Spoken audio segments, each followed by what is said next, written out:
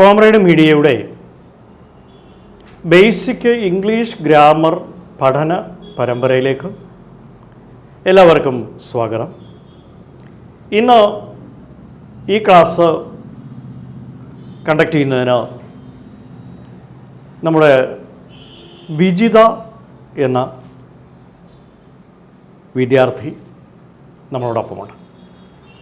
വിജിത സ്വയം ഒന്ന് പരിചയപ്പെടുത്താമോ? എൻ്റെ പേര് വിജിത കുരാക്കാർ. ഞാൻ 9th സ്റ്റാൻഡേർഡിൽ പഠിക്കുന്നു. Saint Mary's higher secondary school പട്ടത്ത്. അപ്പോൾ വിജിതേ, നമുക്ക് ഈ ബേസിക് ഗ്രാമർ എന്ന് പറയുമ്പോൾ ആദ്യമായി നിങ്ങൾ സ്കൂളിലൊക്കെ പഠിച്ചു കാണുമല്ലോ, ടെൻസ് അവയർനെസ് ആണ് ആദ്യം വേണ്ടത്. അപ്പോൾ എന്താണ് ടെൻസ് എന്ന് പറയുന്നത്? നമുക്ക് ഇത് പറയുമ്പോൾ പലതരം വിദ്യാർത്ഥികൾ ഇത് കണ്ടുകൊണ്ടിരിക്കുക. അപ്പോൾ അതുകൊണ്ട് വളരെ സിമ്പിളായിട്ട് തന്നെ നമ്മൾ അവതരിപ്പിക്കാം. അതുകൊണ്ട് ജെന്യുവനായിട്ട് വരുന്ന അല്ലെങ്കിൽ കോമൺ ആയിട്ട് കുട്ടികൾക്കുണ്ടാകാവുന്ന സംശയങ്ങൾ അത് ടിപ്പിക്കലാവും. അപ്പോൾ ഈ ടൈപ്പ് ടിപ്പിക്കൽ എന്ന വാക്കിൻ്റെ അർത്ഥം അതാണ്. ഈ ടൈപ്പ് സംശയങ്ങൾ ഇതേപോലുള്ള കുട്ടികൾക്ക് ഉണ്ടാകാനുള്ളത്. അതുകൊണ്ടാണ് ഈ ക്ലാസ്സിൽ വിജിതയുടെ പ്രസൻസ് അത്യാവശ്യമായിരിക്കുന്നു. ഒരു കുട്ടിയുടെ ആ അവസ്ഥയിൽ ഈ പ്രായത്തിൽ എന്ത് സംശയങ്ങളാണ് തോന്നുന്നത് എന്ന് ചിലപ്പോൾ ഞങ്ങൾക്ക് ഊഹിക്കാൻ പറ്റത്തില്ല. ഒരു ലേണറിൻ്റെ മനസ്സിന് ഉണ്ടാകാവുന്ന സംശയങ്ങൾ യാതൊരു മടിയുമില്ലാതെ എന്നോട് ചോദിക്കണം. അപ്പോൾ ടെൻസ് എങ്ങനെയാണ്? ബ്രോഡ് ക്ലാസിഫിക്കേഷനിൽ ടെൻസ് 3 എണ്ണമാണ് നമുക്കറിയാം. മലയാളത്തിൽ വർത്തമാനകാലം എന്ന് പറയുന്നതാണ് present tense, past tense, future tense. ഇത് ബ്രോഡ് ക്ലാസിഫിക്കേഷനാണ്. അതിനെ ഒന്നുകൂടെ നമ്മൾ കട്ട് ചെയ്തിട്ട് ഈ ഓരോ കാറ്റഗറിയും 4 തിരിക്കും ഇംഗ്ലീഷിൽ. അതിന് പ്രസൻറ്റ് ടെൻസിൽ നമുക്ക് ഒന്നാമത്തെ സെക്ഷൻ സിമ്പിൾ പ്രസൻറ്റ് അല്ലെങ്കിൽ പ്രസൻറ്റ് ഇൻഡെഫിനിറ്റ് എന്ന് പറയും. ആ വാക്കിന് തന്നെ ഒരു അർത്ഥമുണ്ടല്ലേ. ഇൻഡെഫിനിറ്റ് ഡെഫിനിറ്റായിട്ടൊന്നും പറയുന്നില്ല, ജനറലായിട്ട് അങ്ങ് പറയുകയാണ്. ജനറലായിട്ട് പറയുന്നു. അത് സിമ്പിൾ പ്രസൻറ്റിന് അതുകൊണ്ടാണ് പ്രസൻറ്റ് ഇൻഡെഫിനിറ്റ് എന്നൊരു പേര് വന്നു. പ്രസൻറ്റ് ഇൻഡെഫിനിറ്റ് ആദ്യം. രണ്ടാമത്തെ വിഭാഗം പ്രസൻറ്റ് കണ്ടിന്യൂവസ് ആണ്. മൂന്നാമത്തത് ഒരുപാട് കാര്യങ്ങൾ പറയാനുള്ള വളരെ പ്രധാനപ്പെട്ട, കുട്ടികൾക്ക് വളരെ പ്രധാനമായിട്ട് അറിഞ്ഞിരിക്കേണ്ട ഏതൊക്കെ യൂസാണ്, എപ്പോഴൊക്കെയാണ് അത് ഉപയോഗിക്കുന്നത്, എങ്ങനെയാണ് ഉപയോഗിക്കുന്നത് എന്ന് പലപ്പോഴും കുട്ടികൾ കൺഫ്യൂഷൻ ഉണ്ടാകുന്ന പ്രസൻറ്റ് പെർഫെക്റ്റ് ടെൻസാണ് മൂന്നാമത്തത്. നാലാമത്തത് പ്രസൻറ്റ് പെർഫെക്റ്റ് കണ്ടിന്യൂവസ് എന്ന ഒരു വിഭാഗമാണ്. അത് വാസ്തവത്തിൽ നമ്മുടെ മലയാള ഭാഷയിൽ അതിന് ഇക്വലൻ്റായിട്ട് ഒരു കണ്ടിന്യൂസ് ഇല്ല. മലയാളത്തിൽ പ്രസൻറ്റ് കണ്ടിന്യൂവസോട് കൂടി അങ്ങ് തീരുകയാണ്. പ്രസൻറ്റ് പെർഫെക്റ്റ് ഉണ്ട്. അപ്പോൾ മലയാളത്തിൽ പ്രസൻറ്റ് പെർഫെക്റ്റ് കണ്ടിന്യൂവസ് എന്നൊരു കാറ്റഗറി ഇല്ല. അതെന്താണെന്ന് നമുക്ക് ഉടൻ തന്നെ കാണാം. അപ്പോൾ ആദ്യം ഞാൻ പറയുന്നത് എങ്ങനെ ആണ് പ്രസൻറ്റ് ഇൻഡെഫിനിറ്റ് അല്ലെങ്കിൽ പ്രസൻറ്റ് സിമ്പിൾ ഉപയോഗിക്കുന്നത് എന്ന് പറയാം. ഒരു കാര്യം അതിൽ ഓർക്കേണ്ട ഒന്നാമത്തെ കാര്യം, നമ്മൾ എല്ലാ വെർബുകൾക്കും 3 രൂപമുണ്ട് എന്ന് കഴിഞ്ഞ ക്ലാസ്സിൽ ഞാനത് പറഞ്ഞിട്ടുണ്ട്. Do, did, done, write, wrote, written. ഇനി ടേക്ക്, ടുക്ക്, ടേക്കൺ. ഇപ്പോൾ വെട്ടിക്കൊല്ലുക എന്ന് പറയുന്നതിൻ്റെ വേർഡ് ഏതാണെന്ന് വിജിതയ്ക്കറിയാം? കൊല്ലുന്നത് തന്നെ ഇംഗ്ലീഷിൽ പല വാക്കുകളാണ്. ശ്വാസം മുട്ടിച്ച് കൊല്ലുന്നതിന് എന്താണ്? സ്ക്രാമ്പിൾ. കുത്തിക്കൊല്ലുന്ന സ്റ്റാബ് ടു ഡെത്ത്. എന്നാൽ വെട്ടിക്കൊല്ലുന്നതിന് നമ്മൾ സ്ലേ എന്നാണ് പറയുന്നത്. SLAY, slay. ഈ സ്ലേ വെട്ടിക്കൊല്ലുക, അതിൻ്റെ സെക്കൻഡ് ഫോം ക്യൂറിയസ് ആയിട്ടുള്ള ഫാക്ട്സ് കൂടെ നമുക്ക് പറഞ്ഞു തരികയാണ്. സ്ലൂ എന്നാണ്. അവിടെ സ്ലേഡ് എന്നല്ല. കണ്ടോ വ്യത്യാസം വരുന്നത്? സ്ലേ കഴിഞ്ഞ് SLEW, സ്ലൂ. മൂന്നാമത്തെ രൂപം സ്ലെയിൻ എന്നാണ്, SLAIN. അതിനകത്ത് വേറൊരു കാര്യമുള്ളത്, ഈ വേർഡിൽ നിന്നും ഒരു നൗൺ ഉണ്ടായി, സ്ലോട്ടർ. കൊല്ലുക എന്ന നൗൺ കൊല്ലൽ, വെട്ടി നശിപ്പിക്കലാണ്. വെട്ടിക്കൊല്ലലല്ല, സ്ലോട്ടറായി. അതുകൊണ്ടാണ് ഈ ഇറച്ചിക്കടയ്ക്ക് നമ്മൾ ബുച്ചർ ഷോപ്പ് എന്ന് പറയുന്നത് കൂടാതെ സ്ലോട്ടർ ഹൗസ് എന്ന് പറയാറുണ്ട്. കേട്ടിട്ടുണ്ടോ? ഉണ്ടല്ലോ. അതുപോലെ റബ്ബറൊക്കെ നമ്മൾ എസ്റ്റേറ്റ് മാക്സിമം അതിനകത്ത് നിന്ന് റബ്ബറിൻ്റെ പാല് എടുത്തു കഴിഞ്ഞിട്ട് അത് വെട്ടി പുതിയ പ്ലാന്റേഷന് വേണ്ടി നമ്മൾ ഒരു ലീസിന് അങ്ങ് ഏൽപ്പിക്കും. ഈ ലീസ് ഏൽപ്പിക്കുന്ന പ്രക്രിയയ്ക്ക് സ്ലോട്ടറിന് കൊടുക്കുക എന്നാണ് പറയുന്നത്. പക്ഷെ നമ്മൾ കോമൺ ആയിട്ട് മലയാളികൾ കൂടുതലും ഷോട്ടർ കൊടുത്തു എന്ന് പറയാറുണ്ട്. അത് ഈ സ്ലോട്ടർ എന്ന വാക്കാണ്. സ്ലോട്ടർ കൊടുത്തു കഴിയുമ്പം അതെന്ത് ചെയ്യുന്നു വെച്ചാൽ ഈ ഇംഗ്ലീഷ് പറഞ്ഞാൽ ലിപ്പ് ലിക്കിംഗ് ഡോഗ് എന്തുവാ,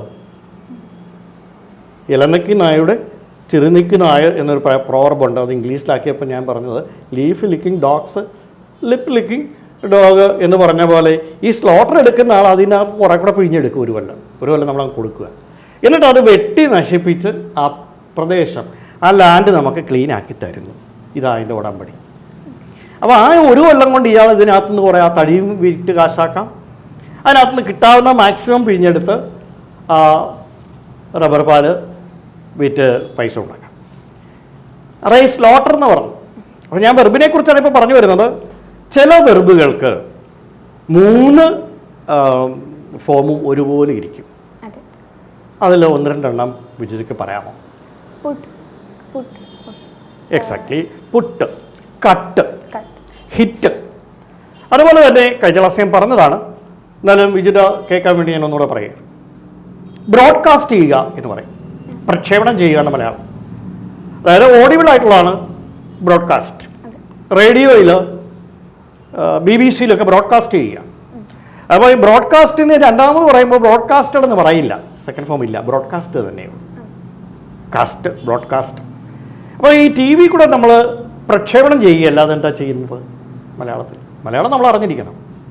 ഞാൻ എപ്പോഴും എല്ലായിടത്തും ക്ലാസ്സുകളിൽ പറയാറുണ്ട്, I know Malayalam more than I know English. കാരണം മലയാളത്തിൽ നമ്മുടെ ബ്ലഡിൽ ഇത് നമ്മുടെ ആവശ്യമാണ് അല്ലേ. And I love Malayalam more than I love English. Admit ചെയ്യാൻ നമ്മൾ തയ്യാറാവണം. അതായത് ഇത് ഷോ ഓഫ് ചെയ്യാനല്ല, നമ്മുടെ നീഡ് ഓഫ് ദി ഡേ ആണ് ഇംഗ്ലീഷ്. അപ്പോൾ നമുക്ക് ടെസ്റ്റ് എഴുതുന്ന കാര്യത്തെക്കുറിച്ച് നമ്മുടെ പണ്ടാല സാർ പറഞ്ഞു. ടെസ്റ്റ് എഴുതി ഒരു കരിയർ ഉണ്ടാക്കുക എന്നുള്ളത് എല്ലാവരുടെയും ലക്ഷ്യമാണല്ലോ. അതാണ് ഈ നീഡ് ഓഫ് ദി ഡേ എന്ന് ഞാൻ പറഞ്ഞു. അപ്പോൾ ഞാൻ പറഞ്ഞു വന്നത് ബ്രോഡ്കാസ്റ്റ് എന്നുള്ളത് പ്രക്ഷേപണം ചെയ്യുകയാണ്. ടെലികാസ്റ്റ് എന്ന് പറയുമ്പോൾ എന്തായി? ടെലികാസ്റ്റാണ് ഇംഗ്ലീഷിൽ. Very good. സംപ്രേഷണം ചെയ്യുക എന്ന് വിജി പറഞ്ഞത് കറക്റ്റാണ്. സംപ്രേഷണം എന്നാണ് അതിന് പറയുന്നത്. അപ്പോൾ ഇങ്ങനെയുള്ള കുറേ പദങ്ങൾ ഇത് നമുക്ക് ഇത് കേട്ടുകൊണ്ടിരിക്കുന്ന കുഞ്ഞുങ്ങൾ ഒരു കാര്യം ചെയ്യുക, കുട്ടികളായാലും മുതിർന്നവരായാലും ഇങ്ങനെ ഒരു അസൈൻമെൻ്റായിട്ട് എടുത്തുകൊണ്ട് എത്രയധികം വാക്കുകൾ കളക്ട് ചെയ്യാമോ 3 രൂപ ഒരുപോലെ വരുന്ന ഇംഗ്ലീഷ് ഭാഷയിലെ അതൊരു ഹോബിയായിട്ട് വേണേലും അല്ലെങ്കിൽ അതൊരു വർക്കായിട്ട് ടാസ്ക് അല്ല, ഒരിക്കലും ഒരു അസൈൻമെൻ്റായിട്ട് എഴുതിയ വിജ്ഞാനവും ഉണ്ടാകും. നമുക്കൊരു നേരം പോക്കുവാം. കുറച്ച് വാക്കുകൾ കൂട്ടുകാരുമായിട്ട് ഡിസ്കസ് ചെയ്യുക. ഇങ്ങനെ കട്ട് പോലെയുള്ള ഹിറ്റ് ഇങ്ങനെയുള്ള കാര്യങ്ങൾ കുറേ കളക്ട് ചെയ്യാം. ഞാൻ തിരിച്ചു വരുന്നു. അത് നമുക്ക് കളക്ട് ചെയ്യണം.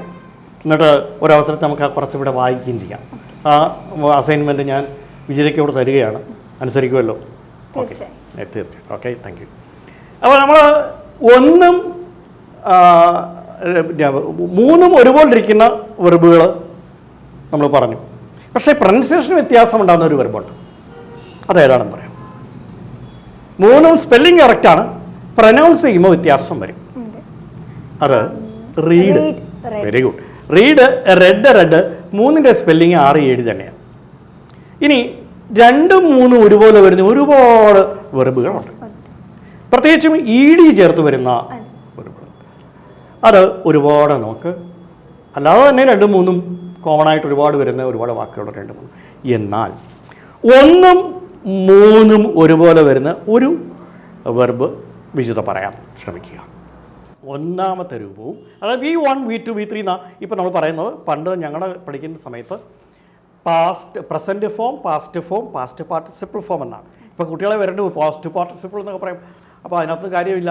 അതുകൊണ്ടാണ് കുറച്ചുകൂടെ സിംപ്ലിഫൈ ചെയ്താണ് ഇപ്പം സാറന്മാർ പഠിപ്പിക്കുന്നത്. V1, V2, V3, V capital. Okay.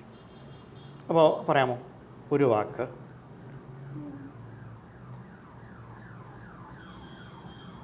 ശരി, ഞാൻ പറയാം. കം എന്ന വാക്കാണ്.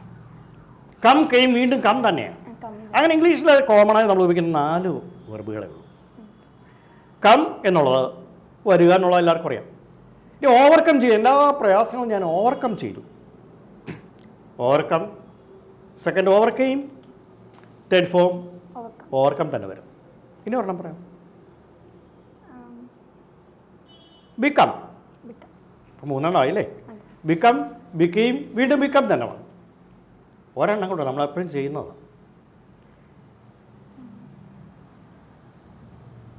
നമ്മളെപ്പോഴും ചെയ്യാറുള്ള ബസ് കിട്ടാതിരിക്കുമ്പോഴൊക്കെ, ബസ് ഇച്ചിരി മുമ്പേ പോയിട്ടുണ്ടെങ്കിൽ നമ്മളത് ഓടുക. റണ്ണ്, റാൻ, പിന്നെയും റൺ തന്നെയാണ്. അപ്പോൾ ഈ 4 വാക്കുകൾ പ്രത്യേകിച്ചും എല്ലാവരും നോട്ട് ചെയ്യുക. Come, become, overcome, run. കോമണായിട്ട് നമ്മൾ ഉപയോഗിക്കുന്ന ഈ 4 വേർബുകളേ ഉള്ളൂ ഇംഗ്ലീഷിൽ 1ഉം 3ഉം ഒരുപോലെ വരുന്നത്. ഇതുപോലെ ക്യൂറിയസ് ഫാക്ട് വേറെ ഉണ്ട്, അതൊക്കെ നമുക്ക് പിന്നീട് പറയാം. ഇപ്പോൾ ഞാൻ ടെൻസിലേക്ക് തിരിച്ചു വരികയാണ്. അപ്പോൾ ഈ പ്രസൻറ്റ് ഇൻഡെഫിനിറ്റ് അല്ലെങ്കിൽ സിമ്പിൾ പ്രസൻറ്റ് ഉപയോഗിക്കുമ്പോൾ എപ്പോഴും നമ്മൾ ഒരു പൊടുപ്പും തൊങ്ങലും ഒന്നും ഇല്ലാതെ ക്ലീനായിട്ട് വെറുപ്പിൻ്റെ 1ാമത്തെ രൂപം മാത്രം ഉപയോഗിച്ചോണ്ടാൽ മതി. പക്ഷേ ഒരു പോയിൻ്റ് ഓർമ്മയിരിക്കുക, ഇംഗ്ലീഷിലുള്ള സബ്ജക്റ്റ് കർത്താവ് സിംഗുലർ ആകുമ്പോൾ അതും ഐയും യുവും ഒഴികെ, യു എന്ന വേർഡ്, YOU, യു എന്ന വേർഡ്, ആ യു എന്ന വേർഡിന് ഇംഗ്ലീഷിൽ സിംഗുലറുണ്ട്, പ്ലൂറലുമുണ്ട്. All of you are my students എന്ന് പറയുമ്പോൾ അവിടെ പ്ലൂറലാണ്. യു ആർ വെരി സ്മാർട്ട് എന്ന് പറയുമ്പോൾ അവിടെ നീ, താൻ എന്നർത്ഥം. അപ്പോൾ സിംഗുലർ ആയില്ലേ? അപ്പോൾ സിംഗുലറായിട്ടും പ്ലൂറലായിട്ടും ഉപയോഗിക്കുമെങ്കിലും യു എപ്പോൾ ഉപയോഗിച്ചാലും ഐ ഉപയോഗിക്കുമ്പോഴും ഈ വെർബിൻ്റെ 1ാമത്തെ രൂപത്തോടൊപ്പം എസ്സും ES ഉപയോഗിക്കേണ്ട ആവശ്യമില്ല. പക്ഷേ ബാക്കി എല്ലാ സിംഗുലാർ സബ്ജക്റ്റ് വന്നാലും സിമ്പിൾ പ്രസൻറ്റിൽ എസ് എന്നോ ES എന്നോ ചേർത്ത് വേണം ഉപയോഗിക്കാൻ. കണ്ടോ, he likes chocolates, I like chocolates, you like